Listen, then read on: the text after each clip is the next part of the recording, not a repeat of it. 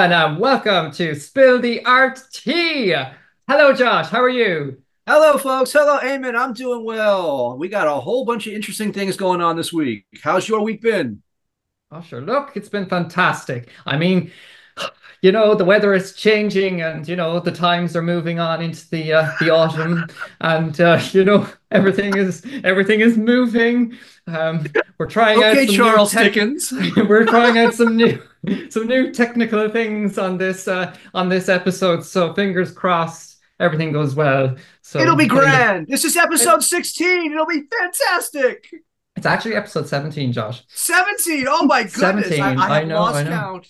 Oh, Oh, I my. know, I know. There's just so many of them now. There And remember, are. It's if amazing. if you haven't seen the rest of them, you can catch up now on all our favorite platforms, including Like, Spotify, Apple Podcasts, and YouTube. share, subscribe, tell three people right now.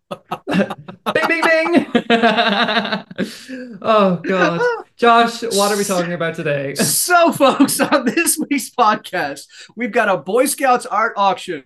The alarm bells ringing yet again at Sotheby's. Can you hear them? Can you hear them? Dancing with the art con artist. China messing with French museums, and a 40 million year old amber nugget used as a doorstop for decades. All that and a new guest are coming up next. Here we go. Here we go. So let's get on with the show. Let's introduce our guest. Today we have Jamie Levanna. Come on down. Hi, how are you? Yay! You're here on The Price is Right. Oh wait, no, Spill the RT. Sorry, wrong show. Jamie, how are you doing? I'm great. I'm fantastic. I mean, like, look, the days are getting shorter. We still got grand weather for the laundry to dry. That's all about we could ask It for is. here in There's Ireland. still a bit of drying out. There is, That's it. There has to be the at the dry. risk of the rain, but sure, look. We got accept in. That's it. No, it's great. It's fabulous. All the tourists have gone home. We're loving life again. It's a I'm going to stop That's the laughing now before problem my with face goes tourists. any further pink. Jamie, we will talk more about your work and about your practice and the fact that you're coming back to us as a member on Nua Collective in the near future. But until then, let's get on with the show. Josh, where are we heading first? So I guess we're heading to the United States. I have no idea where this auction is actually taking place, and we're talking about the Boy Scouts of America.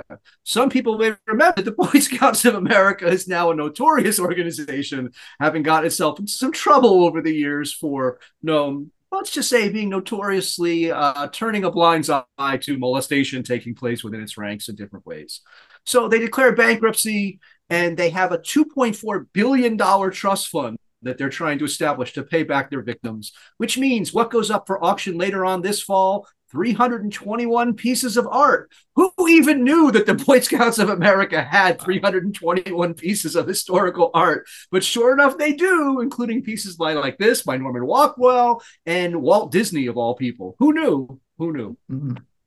Yeah, it's like serious amounts of works. And I suppose like they need so much money. I think all of it is valued at $59 million. That's Um, just yeah, just for that block of it. That's what they're yeah, hoping they bring in, right? Who knows? yeah. Who knows what it'll That's actually raise?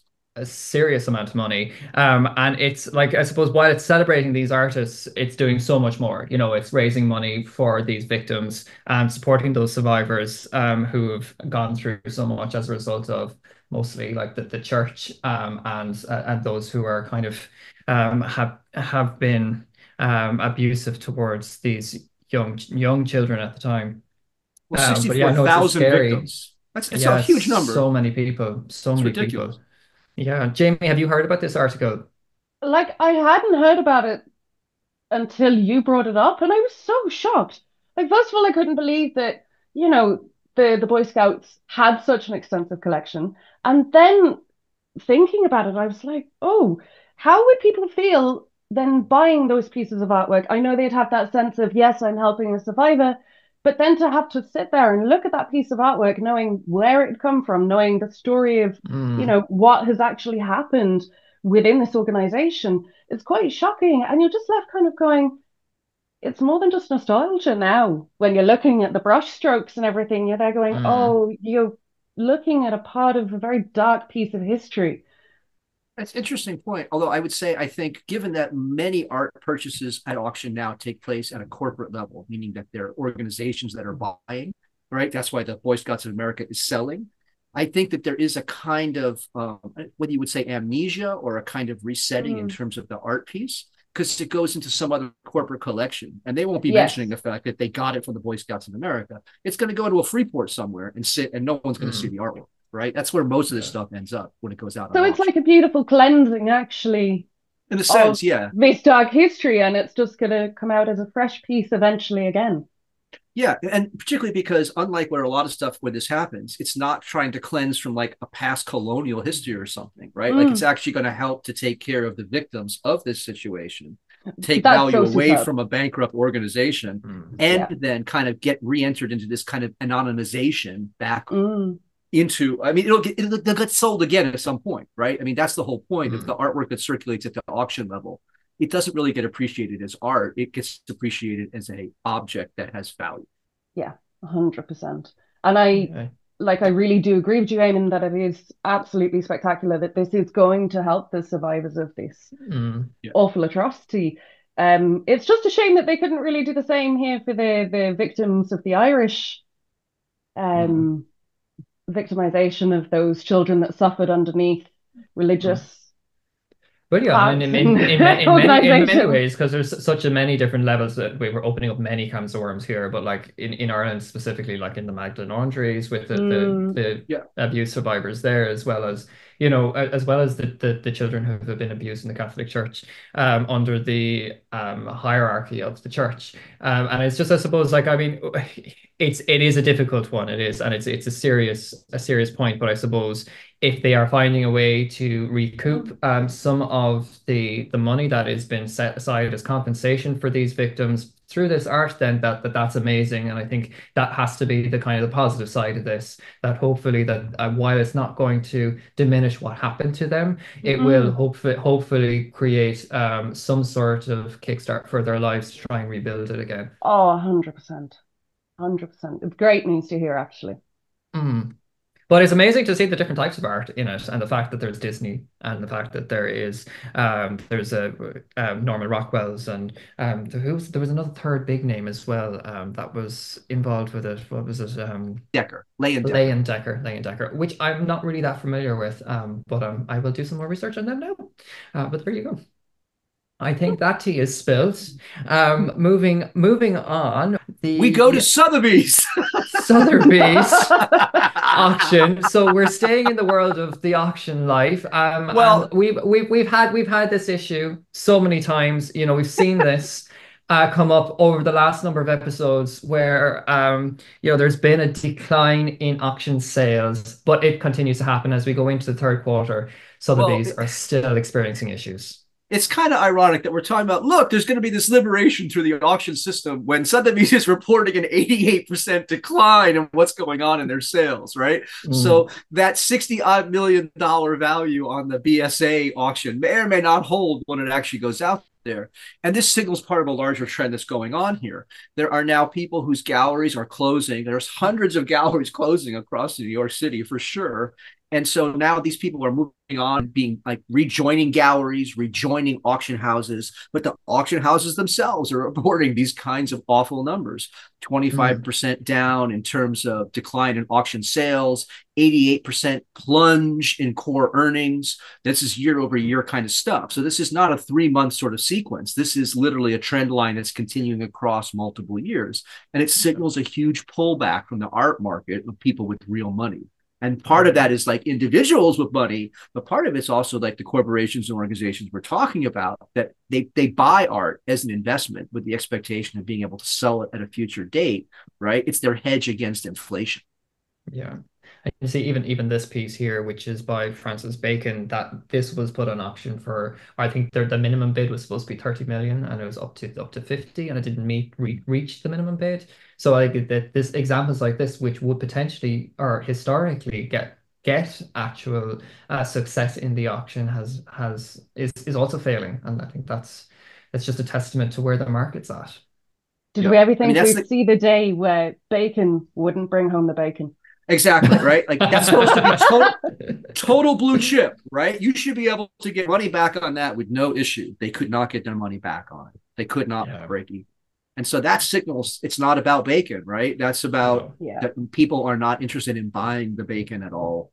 No. But No. it's way larger than that. Like Abu Dhabi kind of put funds into them as well, didn't they? They bailed them out a little bit. Oh Yes. But yeah. is it just a plaster for the bigger problem that Sotheby's is experiencing with this debt problem? And then it's not only them. Christie's is Christie's is, yeah. another Yeah. organization, and they're just literally heading in the same direction. Is it going to be Yes. a chance for them to kind of bond over this, or what? Now it is Mm. atrocious that so many places are closing because is just so key to our self-expression and humanity.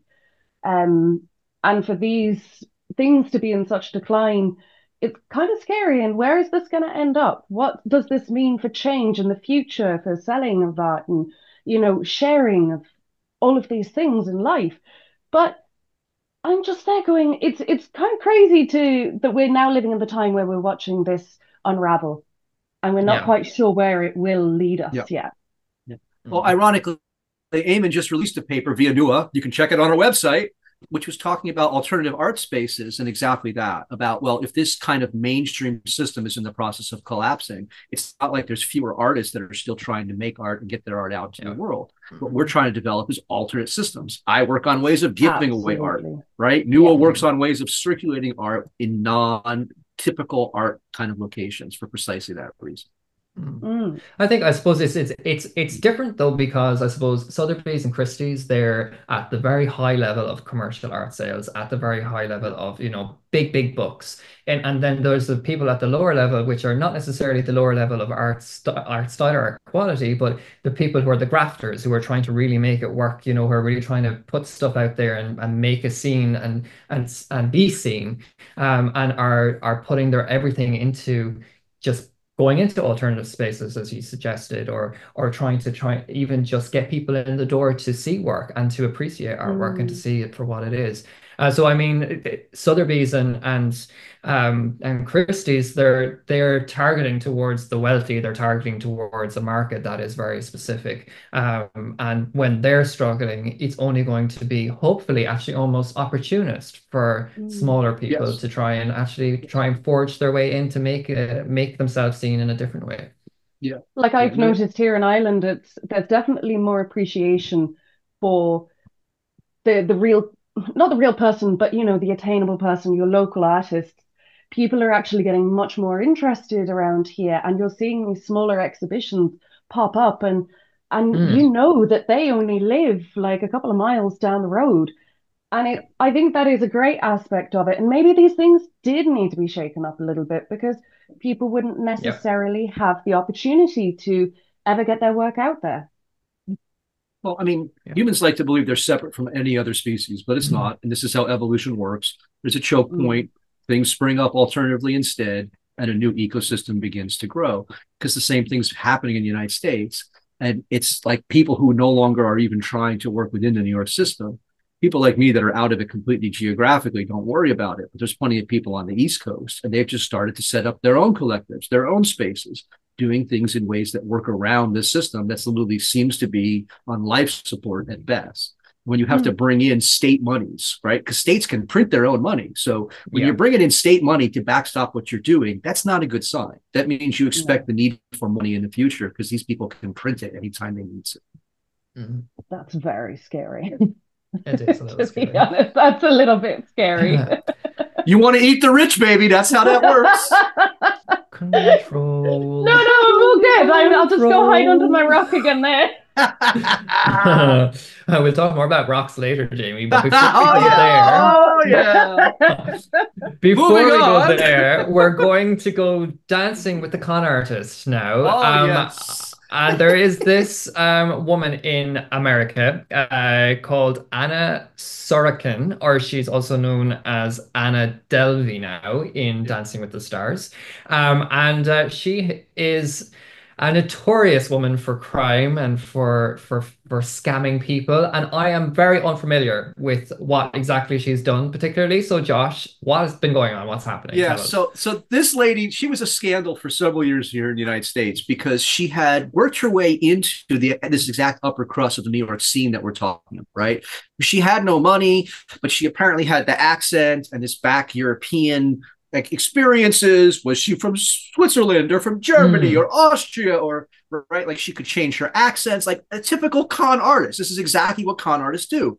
So this is what she did. She got things for free. She ran up bills to the tune of almost $300,000. So of course she got her butt thrown in jail because of course this is fraud, right? So mm, as you do in America, though, simply being convicted is just a way of moving up in the spectacle, the getting paid for what you do, because it's about being known for being known, right? And so now she's a name. Now she changes her look. She no longer wears these giant glasses. She's changed her hair color. Her whole look is different than she was. And so now she gets to reset herself. And that's exactly what a show like Dancing for the Stars lets you do. Because Americans have amnesia. They're like squirrels. Hey, look. Hey, look. So they don't even remember that this happened years ago, right? Because she did her time. She disappeared. Now she's back. And of course, she'll just end up with a show of her own in the future. Guaranteed, 100%. I mean, she looks psycho in that picture. Not to put her down or anything, but She's a Dated a con different artist. photographer, you know? She's a con also, artist. Of also, course she's psycho. Come as, on. as you were talking about that as well, Josh, and not to bring it a little bit off topic, but like I'm just thinking about the presidential conversation that was happening, or the presidential debate that was happening recently, and I mean, talk about amnesia. But yeah, this woman, I mean, she's got away with so much, and like Yep. it's like this whole gorilla thing again, of grabbing attention and marketing herself out there so that Yep. she can still get away with it, and so many different reality shows have bought her in, and she's getting paid, and she's like earning the big bucks being on these, and is she is the ultimate hustler. Yeah, but then Yeah. she's there. She's getting this huge income stream again based off the fact that she committed fraud. It's Yeah. just a bit out there for me. That's very Yes. wild, that could not be happening over in these parts of the world. That's insane. Come on. You have politicians who are known for infamy, and that's what builds their brand, right? This is signals an understanding of what late capitalism, like Mark Fisher sense of Mm. late capitalism, is about. It's about brand you. And brand you is about breaking through the clutter. And you can break through the clutter as an evil villain easier Mm. than Yep. as, right? Because there's so many people trying to be good. There are Yeah. far fewer people that like play up the fact that they're not good, and that's what gives them that power, because they're just like, I don't care, I'm still going to do it anyway. About it, that's what makes a con person a convert, because even when they're caught, they'll try it again. It's like an addiction. Yeah, They can't true. not do it. Yeah. And Yeah. America's happy to let this happen. This is nothing but ratings gold, right? This is nothing but streams and eyeballs and more money for marketing and more money from sponsors. And so this lady is just letting them do what they want with her because she gets exactly what she wants back out of them. Did I read, is this Like, being broadcast in her house? It's for her. Or Well, can she go to the studio? Or there was something she was doing that. so no, the did she problem create is, like a little okay. show or something? So the problem is when you get released from jail in the United States, oftentimes your sentence is not completely over. We just don't have enough room for you. So then you get a monitor while you get put under house arrest in some form, right? So she's Right. under house arrest, and she had to get special dispensation to be able to leave the house to go and shoot this show. So she has some kind of like diamond studded monitor on her leg. Talk about the latest bling. I mean, is she going to be trend setting here? Look, Who knows? the whole point of being a villain is what other people's weaknesses would be, you turn into why you are successful, right? So damn straight I rob people. Straight I lie to them. Come watch me dance, damn it. Oh, dear. No, Well, only catch in her up America. on Dancing with the Stars, and yeah, and you can see her also on Inventing Anna on Netflix. Exactly. A Exactly. Netflix show too. Wow, she really cashed in there. Well, she Yeah. owed money, right? Because of what she had rung up. And so Yeah. conveniently, Netflix paid her more than what she owed. So she still ended up ahead when all was said and done. This is Okay, what fair play con to her. people do. They're like turtles or something. They always end up spinning around, so it works out for them in the end. Oh, that's just nuts. Right. Well, what have we to do? What crimes have we to commit in order for us to get Come up in the on, Eamon, let's game? go away there now. We'll go have some brainstorming sessions. We'll come up with something really good. Excellent, excellent. That's the Right. Well, next Nua project. we will let your Josh and Jamie, you can both go off in a little kind of a little brainstorming session while I tell everybody about Nua Collective and what's coming up. So, Nua Collective, we are a visual arts collective and we are based all over the world because we're online. So we're home to 20 artists and hundreds of their artworks with fresh work added weekly to our online collection at www.nuacollective.com. Here you will also find our Nua journal featuring articles and podcasts, which are also available on Spotify and Apple Podcasts. And don't forget to check out our beautiful print publications highlighting our collaborative collections, and they are available to buy, which are perfect for your art book collection. And don't worry, because we have a brand new book coming to that collection this Friday. For Culture Night 2024, we are excited to present Scatter, a brand new virtual exhibition, and you can check out all the information about that on our website at www.nuacollective.com. So there you go. But Josh, what have we to do? You got to make sure you like, you subscribe, you send it to your friends. 3 people before this episode's even over. Come on, just pop it up on your phone. It takes 10 seconds, not even. At Nua Collective Art. Share it, spread it, tell everybody about it. Fear of missing out. 18's coming. We love a bit of FOMO, don't we? Right, guys. Well, did you Speaking come up of with a plan? FOMO, Did you come up with a plan? No, no. Okay, no. We'll have to follow that up in another episode. Okay, so moving swiftly along, we are going to China. No, What's we're going to happening in China? France. We're going to France, where the Chinese. Well, we're going to France. Well, the Chinese, the Chinese are part of the story. Okay, I got confused. Apparently, they've rebuilt the world in China, right? So apparently, you can Yeah. find a miniature version of everything in France and China anyway. But no, Okay. this is off to. I hope I pronounce these correctly. The Musée du Quai Branly and the Musée Guimet. And basically, the way this works is, right, when you do a museum installation, you have various kinds of copy that goes along with it, where you're explaining various things, giving historical context, whatever it might be. So the Chinese have been asking and basically forcing these museums to change what they're presenting, which means removing mention of people like the Han people or removing mention of Tibet. It's essentially China meddling with the cultural values of the French by telling them what they should be displaying about China in France. That's kind of what it boils down to. Okay. Well, I mean, what I read about this is a story that I didn't know about until you brought it to us, Josh. But it's well, I mean, I don't know what you mean by that, but anyway, okay. He's just blowing our minds, I know he's just blowing. I'm being so educated through Spill the RT, mind blown. But my mind is blown because I can't believe that China still has control over what's happening in a different continent, let alone in a different space. I mean, I know that it's their work and they've got connections with the works, but leave the poor Tibetans alone. That's nothing to do with them in France. And I know they're holding a kind of a noose to their neck insofar as if they don't change the language and the writing with these works, then they potentially will take away or not give them any further works that are from China. But I say to that, who cares? Who needs them? Yeah, it's like even the fact that they're wanting to change, like that they can't even mention Tibet and they have to name it a different territory. Yeah. That's crazy. I mean, are they going to be going so far as like it's showing the extent of their reach, but how far is this going to go? Are they going to be kind of removing them from everybody to even access anymore or even see the history? Where's the culture going? This is an example of what's called soft power, right? And so China has these, they're called the Confucius Institutes. They got themselves into trouble in the United States. They've been kicked off of college campuses because they essentially are a front. And this is not the only one. There's a whole other organization that is anti the communist Chinese that do the same thing. They set up their own television stations. They get into trouble in the United States doing it, pushing from the other direction, right? And the whole idea is this like subtle change of perception. If you change the language, if you change descriptors, if you change what's allowed to be talked about as if you're in China, but not, well, then that changes people's perceptions of China outside of China as well.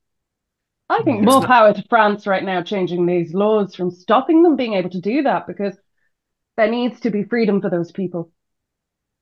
There does, but there also needs to be a lack of censorship there because, you're not, Absolutely. why are we eradicating the history of these people and their well, legacy? but the French did it, right? At the Yeah. Musée Guimet, the Tibet has been replaced by Himalayan world No. in actual rooms. These aren't just descriptors. Like they have whole rooms in a museum that are dedicated to Tibetan art. They're now called Himalayan world art as opposed to art of the Himalayan world because the word Tibet can no longer be uttered.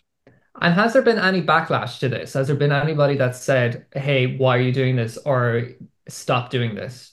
Well, this article that I found was the backlash, right? Yeah. This is actually a letter that was written by people. It was an op-ed saying this has happened and this is a problem.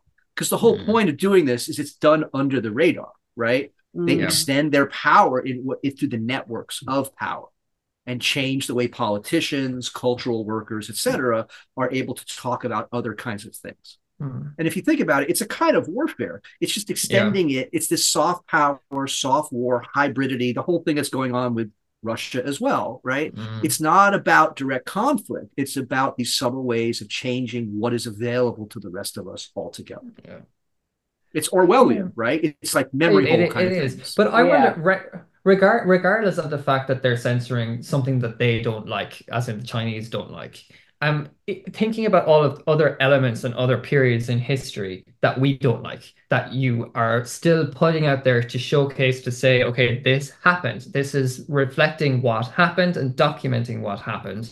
Why should it be that we are then going to put a sheer blanket over this and say that this didn't happen or say that this is not identified with it?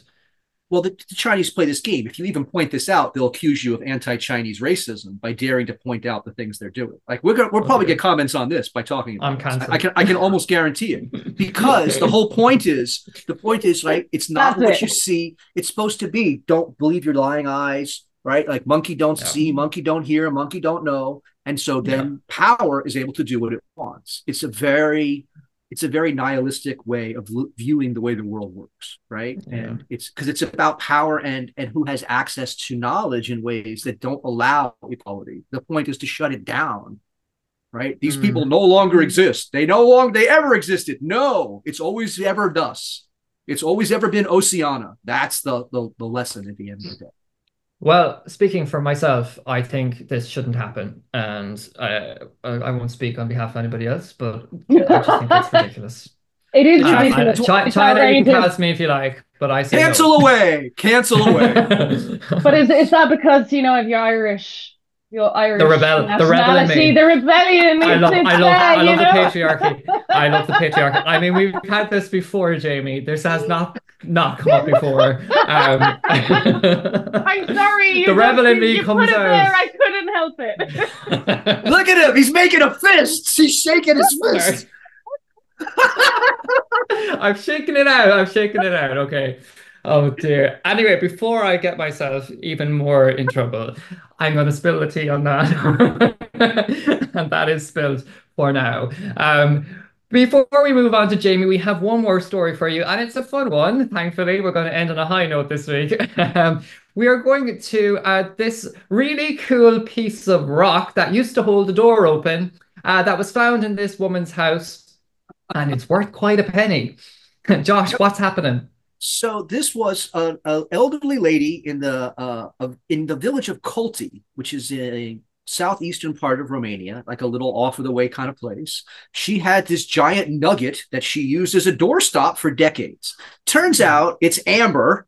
It's a huge freaking piece of amber, and it's valued at more than €1 million. And now there's a whole big to-do because, right, it's this huge thing of amber that was sitting around for decades and nobody even knew what it was. It's a typical kind of thing we've talked about before, where all these interesting things are like hidden in plain sight or in someone's attic or literally holding the door open to the house. It's very pretty. I like it. It's between 38.5 and 70 million years Yeah. old. Yeah, I went with 40 million on the low side with the introduction to all of this, but yeah, it could be old. it could be 70 million years old easily. But that's like older than the dinosaurs. Yes, yes, that's correct. Insane.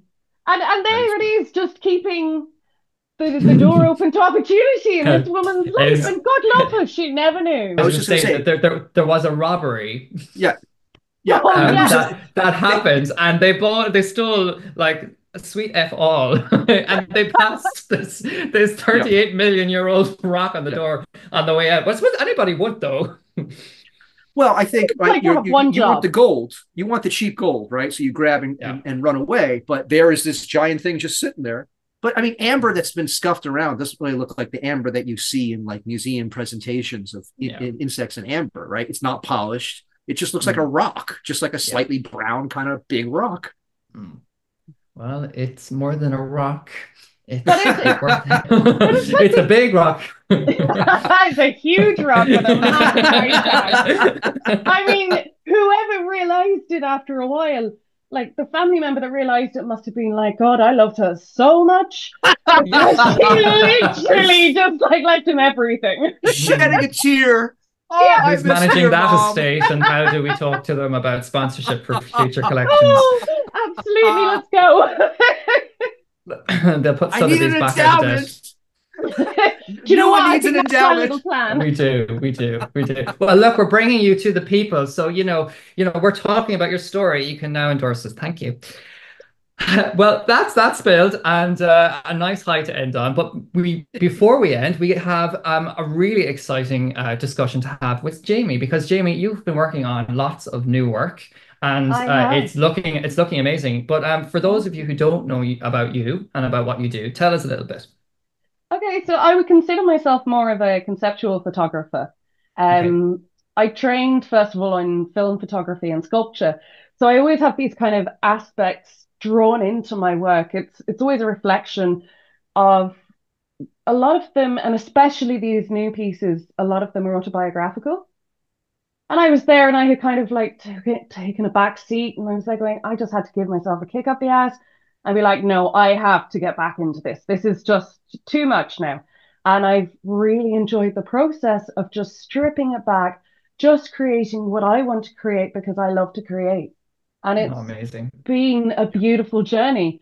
So yeah, I mean, I do have to give some warnings when people look at them. So this particular image was very fun to make. It was very messy. I did have to take into consideration, but it's putting a visual format to toxicity between two people in a relationship, because these things are often such nuances. They're not really spoken about, not really seen, but I tried to put a visual representation to what actually happens. And it's kind of like it spreads from one person to another and it starts becoming all encompassing. And it's just really that visual effect. And I've always been about immersing the person in the situation. And with photography, I've always found it a little bit more challenging than sculpture, because in a sculptural installation, obviously I can make people stand in the middle of it and I can have a lot more control and influence over how they're going to react. Whereas the photograph or the photographic medium, it has been a lot more of a challenge and I've really enjoyed it. But this particular one, it was about the toxicity flowing from one person to another. And then that leads on to the next image. And the choice of grayscale? I generally, if you look at my work, you'll see that the colors are quite vivid. This one, I kind of wanted to note in it that kind of the joy gets sucked out of things. And everything becomes that little bit darker, that little bit more muted, because everything is becoming slightly oppressive. I think though looking at the image and just seeing it close up, looking at the way they are kind of not looking at each other and the way you've kind of positioned the two figures side by side, looking beyond one another almost. Yeah. But yet you still see their kind of admiration or an enamoration towards one another. Yes. which I suppose is it's kind of like, are they lost in their own world, or and then is it that they're just melting into each other, or You there's see, when you experience it as a full series, you start to see the journey. And I always find it very Mm, interesting, a person's individual perception of the piece, because they're mm, always so different. And I yeah. that actually excites me as an artist. I love hearing absolutely. that. Mm. Um, so Let's go to this the is about second the fourth, one. yeah, the second one. So this is slightly later on in the series. I think this is the direct one after that image, but this is where it just becomes completely overwhelming and you're almost drowning and losing yourself in this moment.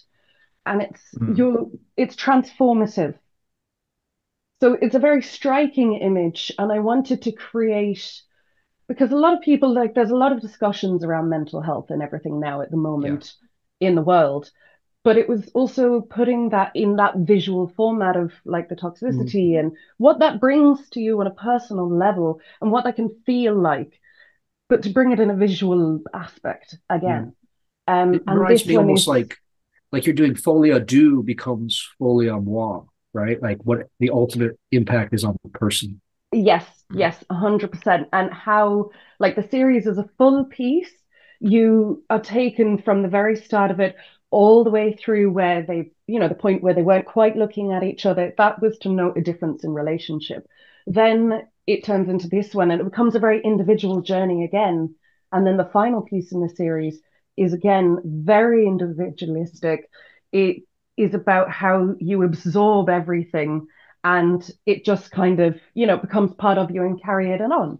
So then down this realm of toxicity, I started thinking, because I have kids, and you're there listening to the news and stuff, not always about such wonderful gems and rocks being used as door openers, but about the future of the world that we're creating and also the toxicity of mankind, our consumeristic nature, and what we're doing, destroying the planet, and what kind of a future society and environment are we building for ourselves? Mm. Now, obviously, you can hear it in my accent. I am from the UK originally. So, growing up, we always grew up learning about the world wars, and the imagery of the warfare in that sense always led me to think about gas masks. So, me being me, I'm like, well, I really want to use a gas mask because it's like warfare, but on the planet and also, again, on Mm. ourselves. But my friend and I had a great time actually developing this piece because we went walkabout. We went into somewhere that is not so well known, and we had to kind of scale up this wall to go into this abandoned building. And we had great fun creating these images just using the natural light. But again, mm, just to give that ominous sense of what is yet to come. yeah. And then And are you that thinking that this is kind of more, because for me this kind of gives an Apocalyptic. apocalyptic sort of atmosphere, and almost like, Absolutely. it looks decrepit, it looks like there's debris around, and that, like, it is that kind of end of the world sort of feeling, or maybe not even, or just the blight of the world where it might potentially Absolutely. be But are going we to. not, again, the blight on the world as it is now? Look at our Right. climate, our everything. We look at our sea waters, our food, our nutrition. Everything is declining because of what we're doing as a human Mm, race. We're not living in tune with it. We're living while sucking everything out of it. So I did want to create that post-apocalyptic feel, partially because I've always been fascinated by it, but also because you can see more and more now the turbulence within the world in mm, every aspect. And where will that lead us? What will that look like afterwards? So, yeah, I did really want to bring that into it and also have that slight uncomfortable aspect of you're not seeing the face. You're left mm. with a faceless Mm. image that is in the form of a human body. And that was another aspect as well that I wanted to bring into it. And then this And then is along the similar train of thought, but it was kind of more focusing on the youth. Like, mm, what do the younger generations, what are they going to be putting forward? You hear about these kids and they're protesting and they're, trying to raise awareness and everything like that. And I think more power to them. But I also wanted to capture the imagery and the innocence of, like a young teenage adolescent girl. She's growing up into a woman. She's coming into a world where nobody before her has taken such a responsibility, and now this generation, they're expected to basically have to do radical changes to avoid Mm, this post-apocalyptic setup. But I also wanted to capture the kind of the innocence because, that age, it's fun, it's playful. That's why I have a giant pink flamingo in the middle of the image. Yeah. There's always that sense of play, and there's always nuances that will flow throughout, and it's again fascinating to see what people pick up on because a lot of thought does go into it. But yes, 100%, very much that train of post-apocalyptic. I have kind of gone down this surreal kind of pathway at the moment, and I'm very, mm, very much looking forward to working together with some much younger photographers, which mm. is really beautiful as well to actually share that with this next generation and Yeah. see them But develop and I grow. think what's good though as well is that it's not just one generational Yeah, involvement there. It's yours as well as theirs. And I yeah. think that the kind of marriage between the two of those is important because while there Mm, are Yes. people who are in that generation, i.e., like in their teenage years or going into early 20s and even further in, it's they really focus in on one particular area and forget about how things are contextually and like what yeah, impacts Mhm. other parts of that and how the bigger picture. And I think it's great that you are showcasing here something that is multi-perspective. I think yeah. that's really cool. That's really super. And Jamie, your work has it's exciting to see it again. And I spoke to you Oh, about this a thank couple of you. weeks ago Yeah. when I saw you making work on the gram again, and I was like, it's fantastic to see that you are making it again because your work is fantastic, and we're delighted Oh, to see thank it. And you. we are very excited to have you back on Nua Collective. I'm really excited So and also super honored. You yeah, guys, not at the all. work you do is amazing, and I'm honored to be part of this. You're most welcome. You are most welcome. Yeah. And it's great to have your kind of level of professionalism and Thank of you. artistry, and it's super to bring you back into the world again and to bring a bit more photography back into the collective too, which is really super. So we look forward to seeing Jamie's work on the collective, and we will launch that at the beginning of October. So stay tuned to neocollective.com and our social channels. But Josh, before we finalize today, what are our audience people to do? Just remind them once again, just in case we didn't tell them. Like, share, subscribe, send to 3 people. Ask us for swag. We don't get enough people asking for swag. We want people demanding swag. Sorry, what? Swag. Are you trying to be one of those 14-year-olds that Jamie was talking about there You're the earlier? one Is with the that hat turned backwards. So, I mean, I can be cool if I want to be, okay? I'm a trendsetter. for those I that need to can't keep see the this, Eamon kind of looks like a 14-year-old at the moment. That's all I'm going to say. He yes, looks baby. unreal. Thanks, Jamie. See, Jamie, you will be back on the show again, I guarantee it. Yes, 100%. To spill some more tea. Unfortunately, before I get any more insults, I'm going to say that is all we have time for today. Thank you, everyone, for joining us on Spill the RT. Remember, you can follow us on Instagram, Twitter, or formerly known as Twitter, now known as X, LinkedIn, Facebook, if you still are on Facebook, all of those. And you can check us out on www.newacollective.com. But remember, actually, most importantly, Scatter is launching this Friday, the 20th of September, Culture Night in Ireland. So please do come and check out that new collection. It's some really cool work involved, and it's all looking at the concept of scatter. So check that out on Friday. But that's all that we have time for today. Thank you, Jamie and Josh. Until next time, Slán Avalia, and we will Done. see you soon. Thanks, Bye. guys. Have a good Bye. one.